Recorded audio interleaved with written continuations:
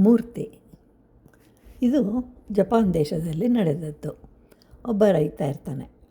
ಅವನಿಗೆ 4 ಜನ ಮಕ್ಕಳು.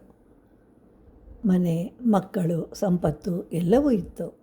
ಅದರಲ್ಲಿ ಸಂತೋಷವಾಗಿರಬಹುದಾಗಿತ್ತು. ಆದರೆ ಆತ ಹಾಗೆ ಭಾವಿಸಲಿಲ್ಲ, ಯೋಚಿಸಲಿಲ್ಲ, ತಾನು ಏನೂ ಮಾಡಲಿಲ್ಲ ಅಂಥೇಳಿ ದುಃಖಿಸ್ತಾನೆ. ಈಗ ಸಾವು ಹತ್ತಿರದಲ್ಲಿದೆ, ಹಾಗಲ್ಲದೆ ಇರುವುದರಲ್ಲಿ ಸಂತೋಷವಾಗಿರಬಹುದಾಗಿತ್ತು.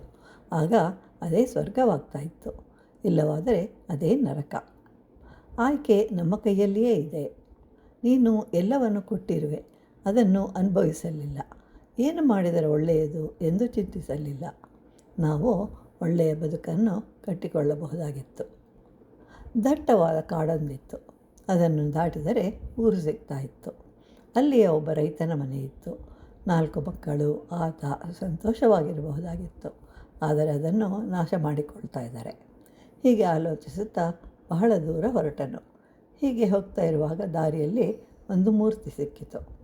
ಅದು ಬಂಗಾರದ್ದು, 20 kgಗಳಷ್ಟು ಭಾರ. ನೋಡಿ ಸಂತೋಷವಾಯಿತು. ನನ್ನಷ್ಟು ಶ್ರೀಮಂತ ಇನ್ನಾರೂ ಇಲ್ಲ ಅಂತ ಅಂದ್ಕೊಳ್ತಾನೆ. ಮೂರ್ತಿಯನ್ನು ಮನೆಗೆ ತರ್ತಾನೆ. ಎಲ್ಲರೂ ಬಹಳ ಸಂತೋಷದಿಂದ ಕೂಡಿರ್ತಾರೆ. ಆದರೆ ಮನೆಯ ಆತ ಒಂದು ಕಡೆ ಸುಮ್ಮನೆ ಕುಳಿತಿರ್ತಾನೆ. ಅಕ್ಕಪಕ್ಕದ ಊರಿನವರು ಈ ವಿಷಯ ತಿಳಿದು ಮೂರ್ತಿಯನ್ನು ದರ್ಶಿಸಲು ಬರ್ತಾಯಿದ್ರು. ಮನೆಯ ಯಜಮಾನನ ಖಿನ್ನತೆಯನ್ನು ಗಮನಿಸಿ ಎಲ್ಲರೂ ಮೂರ್ತಿಯನ್ನು ನೋಡಿ ಸಂತೋಷದಿಂದ, ನೀನೇ ಪುಣ್ಯವಂತ, ಎಲ್ಲರೂ ಸಂತೋಷದಿಂದ ಕೂಡಿದ್ದರು. ಆದರೆ ಯಜಮಾನನಿಗೆ ಮಾತ್ರ ಸಂತೋಷವಿರಲಿಲ್ಲ.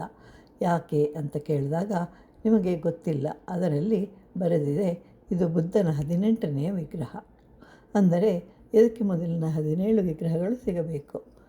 ಇಲ್ಲಿ ಮಾನವನ ಮನಸ್ಸು ಸಿಕ್ಕಿರುವ ವಿಗ್ರಹದ ಬಗ್ಗೆ ಸಂತೋಷವಾಗಿರಬಹುದಾಗಿತ್ತು.